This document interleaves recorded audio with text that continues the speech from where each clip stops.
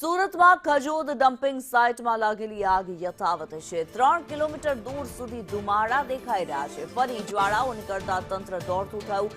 જેસીબીથી કચરો ખોદી માટીના પડ ચડાવાયા। મિથેન ગેસના કારણે આગ કાબુ બહાર છે।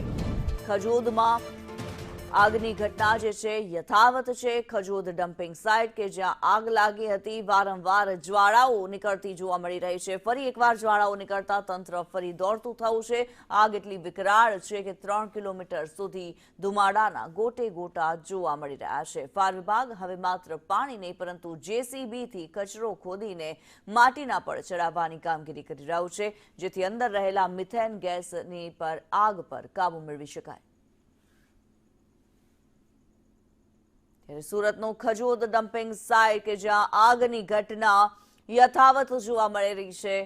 હવે તંત્ર દોડતું થયું છે। 3 કિલોમીટર સુધી ધુમાડાના ગોટે ગોટા ઉડતા જોવા મળ્યા।